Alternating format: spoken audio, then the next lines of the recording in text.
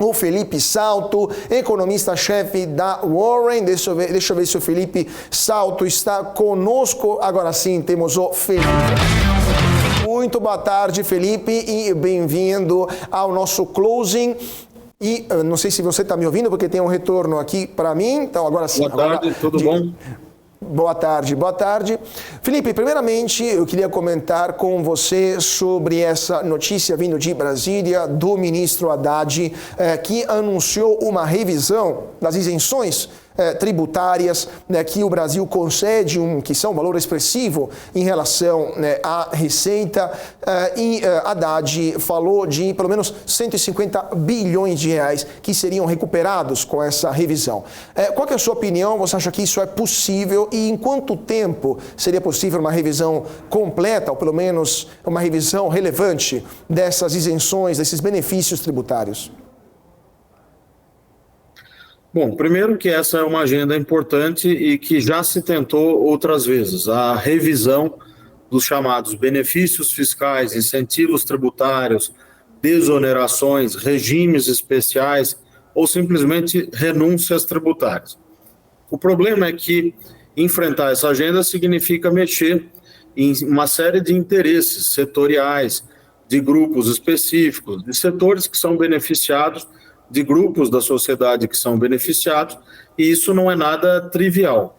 A última tentativa foi por meio da chamada PEC emergencial, que redundou na emenda à Constituição número 109, no governo passado, e que no seu artigo 4º mandava instituir um programa de revisão para essas despesas tributárias, essas renúncias fiscais. Agora, o ministro Fernando Haddad tenta mais uma vez. Eu acho que é louvável, é importante que se vá nessa direção, até porque isso é fonte de uma desigualdade tremenda, porque são benefícios que muitas vezes seguem para setores e áreas que não geram retorno para a sociedade, geram retorno apenas para aqueles grupos a que se direcionam.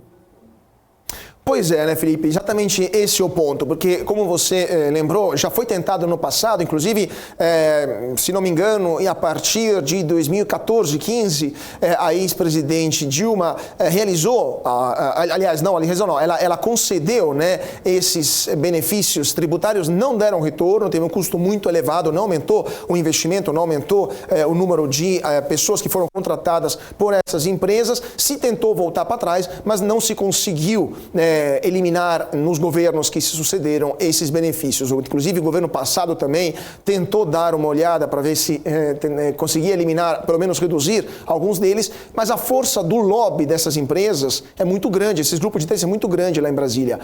Quanto você acha que isso vai influenciar, especialmente no momento em que o Congresso terá que apreciar essa medida, essas medidas, e quanto, de fato, o ministro vai ter que retroceder, porque a pressão desses grupos é forte demais?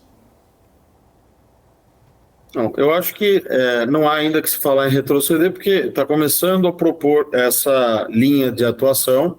Acho que é preciso apresentar os detalhes dessas propostas, isso que os especialistas, os economistas, o mercado, a imprensa, a sociedade em geral estão aguardando, né, o detalhamento dessas propostas. O ministro Fernando Haddad vem falando à imprensa e dando mais informações, mas eu acho que agora é o momento, talvez, da Receita Federal começar a entrar e fornecer mais dados. Por exemplo, o regime especial XYZ será revisto no prazo tal, a estimativa é tanto, a nota técnica que subsidia esse cálculo está disponível aqui.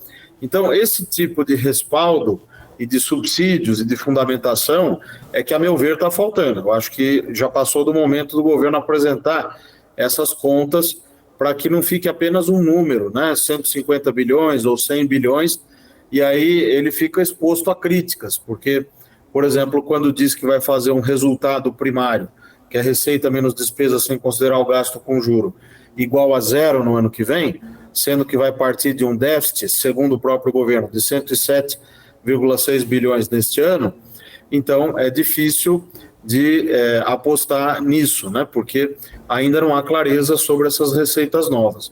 Então, eu acho que sim, existe uma gordura muito grande, seria importante que tivesse um plano coeso anunciado para cada uma das linhas que vão ser cortadas, quais vão ser os benefícios que vão ficar nas exceções, porque claramente, como sempre vai haver uma lista de exceções, né?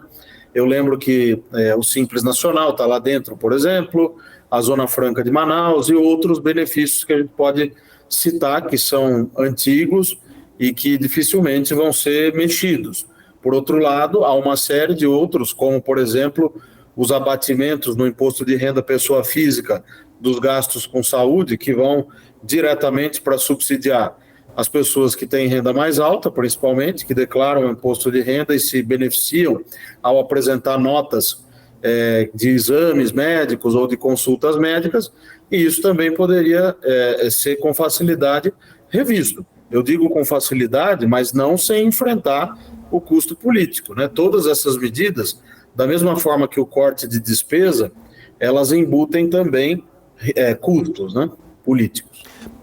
Mas aí a pergunta que lhe faço na base desse raciocínio, eliminando ou pelo menos reduzindo esses benefícios tributários, a carga tributária total sobre a economia brasileira, né, que hoje é já mais alta do que os nossos concorrentes internacionais, do que outros países emergentes, não aumentaria ainda mais em porcentagem, reduzindo a competitividade total do Brasil? E a segunda pergunta também que lhe faço esse governo de fato não está desesperado, não está mostrando um certo desespero em procurar novos impostos, né, novas entradas, novas receitas, até mesmo de coisas menores, como por exemplo o imposto sobre a importação de produtos até $50, mostrando que ele tem um plano claro para gastar, mas não tem um plano claro para colocar as contas em dia? Não, eu não concordo com essa sua avaliação. Eu acho que o governo apresentou na semana passada um projeto de lei complementar, o PLP número 93 de 2023, que contém dois eixos. Um eixo é uma regra fiscal baseada no controle do crescimento da despesa, que só vai poder crescer a 70% daquilo que a receita líquida de transferências a estados e municípios estiver crescendo nos últimos 12 meses, e um outro eixo que são metas de resultado primário.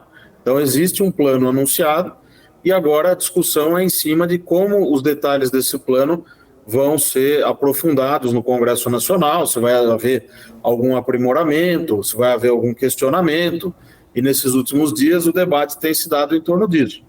Quanto à primeira parte da sua questão, da carga tributária, eu entendo que o combate a esses incentivos tributários, benefícios, gastos tributários, renúncias fiscais, desde que a partir de uma boa avaliação que tenha concluído que esses benefícios não estão produzindo o efeito preconizado e que esses recursos poderiam gerar efeitos, por exemplo, sobre a redução da desigualdade, muito maiores se estivessem sendo aplicados de outra maneira, então é muito melhor que se corte esses benefícios, esses incentivos tributários. E claro que isso aumenta o bolo arrecadado. Não quer dizer que você está majorando imposto, recriando impostos ou coisa do tipo. Você está cortando benefícios, o que, aliás, é extremamente difícil de acontecer. É importante lembrar que das medidas que foram anunciadas, tem uma que merece destaque, que é a subvenção a custeio e investimento, mas principalmente a custeio hoje, baseada numa lei complementar número 160, lá de 2017, e que tem fundamento nos subsídios tributários do ICMS, um imposto estadual. Quando esses subsídios são concedidos, esses benefícios tributários, o contribuinte pode usar esses valores para descontar do lucro que ele apura para recolher os impostos federais. E isso acaba levando a uma erosão na arrecadação, que nós calculamos aqui na Warren em 65 bilhões, até 65 bilhões em termos anualizados. O governo calcula um valor maior. Então, há uma série de medidas que podem ser tomadas. Eu acho que agora a tarefa primordial do governo é o detalhamento disso e o convencimento também daquilo que vai depender do Congresso Nacional. Quanto ao plano de voo, ao arcabouço fiscal, eu acho que aquele risco de um quadro fiscal mais deteriorado já pode se dizer afastado. Não quer dizer que nós estamos num céu de brigadeiro. Vamos ver como vai ser a execução do plano, e, como sempre, o diabo mora nos detalhes, né? Pois é, porque justamente falando do arcabouço fiscal, né? Hoje de manhã a manchete do Valor Econômico é justamente sobre o fato que o mercado ainda não, abre aspas, citando aqui o Valor Econômico, o mercado não comprou ainda a nova regra fiscal, né? Uma análise que foi feita pelo Valor Econômico, falando com vários analistas, com vários economistas. Agora, qual que é a sua avaliação? Você passou do setor público, né, do IFE para o setor privado, agora na Warren, então tem muito bem clara essa diferença também de visão dos dois mundos. Mas, na sua opinião, o mercado já comprou essa nova regra fiscal ou, de fato, ainda está na dúvida sobre a capacidade do governo de, primeiramente, aprová-la no Congresso, depois aplicá-la e, eventualmente, encontrar os recursos necessários para respeitá-la?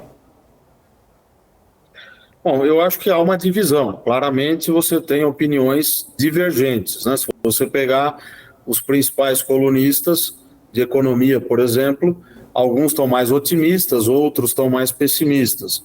Nas entrevistas com os principais players, a mesma coisa, né?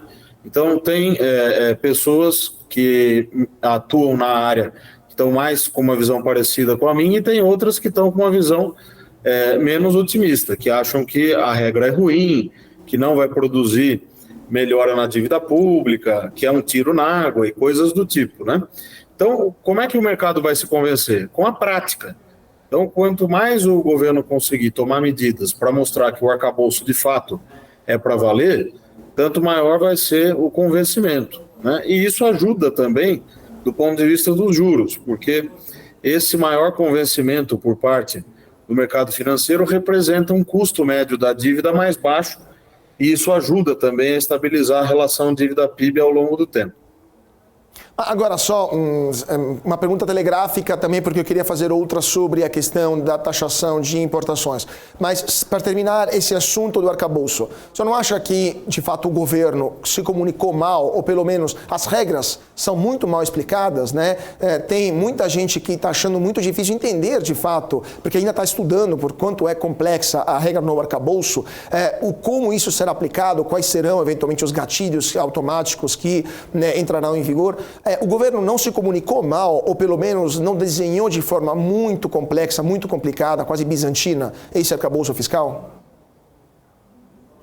Não, eu li o texto assim que foi divulgado e acho que está muito bem explicado. Existe uma regra de gastos baseada na evolução da receita líquida. O indicador no qual a regra é baseada é público, é divulgado mensalmente.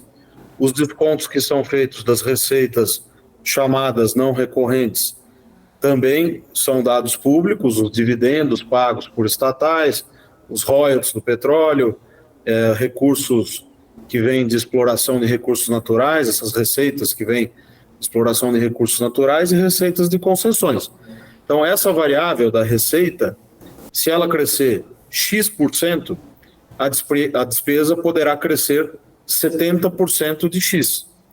E a isso vai se acrescentar a projeção de inflação que o governo vai informar na hora que enviar o projeto de lei orçamentária anual, o que ele deve fazer pelo prazo constitucional até agosto. Então, essa é a regra principal. Não vejo nada de complicado para entender o que vai ser feito. Agora, pode-se criticar a metodologia. Nós mesmos escrevemos aqui uma série de análises, conversando com os próprios clientes, com jornalistas. Aí é outra coisa.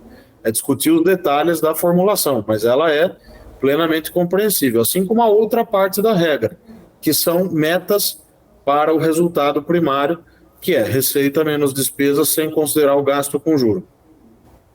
Só para terminar também essa questão, um cenário para o próximo ano. Tivemos nos últimos 2 anos, se não me engano, de 2021 para 2022, um aumento expressivo da receita, né, devidamente também à melhora da economia.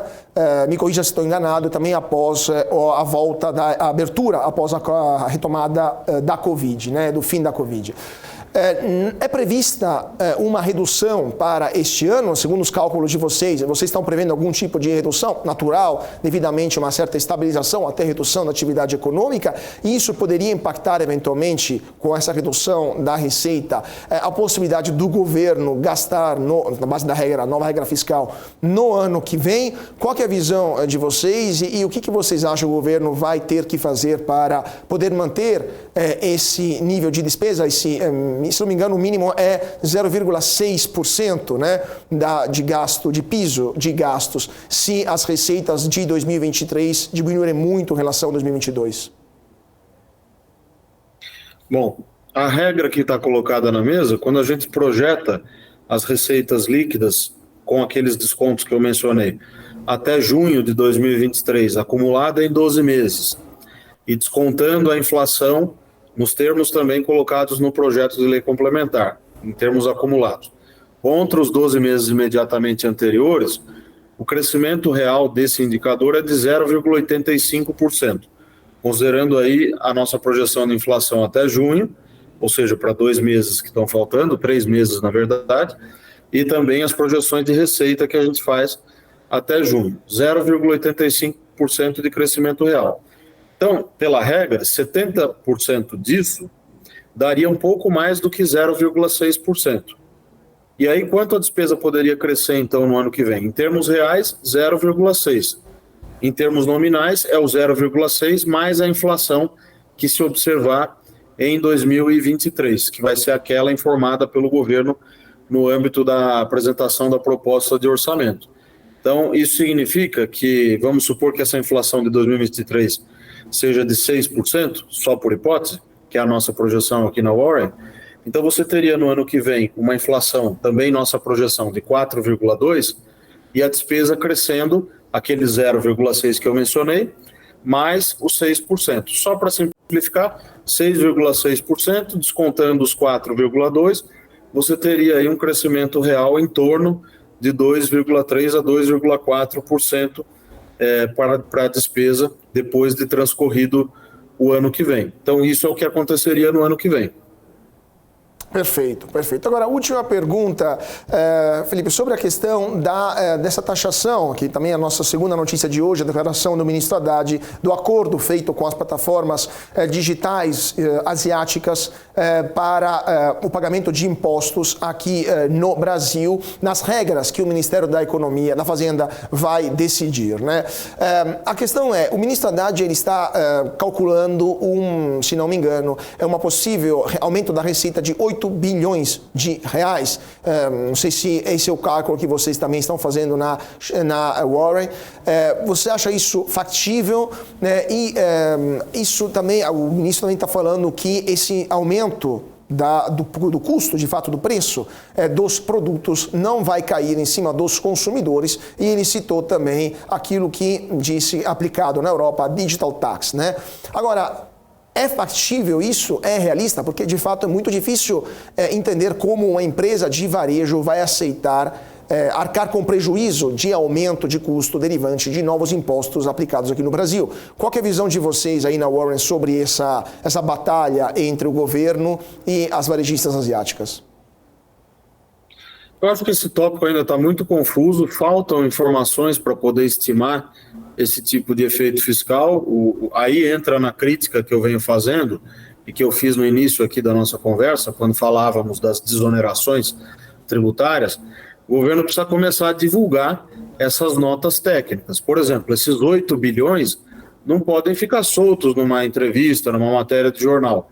Tem que mostrar a conta. A Receita Federal tem uma área de estudos que produz essas informações, aliás, com técnicos do mais elevado gabarito. Eu diria que os mais preparados do país estão lá.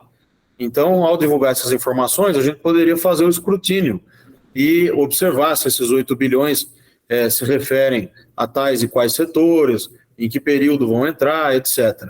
No nosso caso, nós não fizemos essa conta porque consideramos que não temos informações para poder estimar. Então, de todas as medidas que estão sendo anunciadas para elevação de receita ou recomposição de arrecadação, aquela que eu mencionei do fim da subvenção do ICMS, né, que é descontada da apuração do lucro na hora de recolher os impostos federais é a que me parece mais firme até agora. A gente tem informações que permitem fazer contas, ainda que com menos detalhes, né, em relação ao governo, mas que mostram que seria possível ter uma arrecadação em torno de 65 bilhões, no máximo, né, no melhor cenário.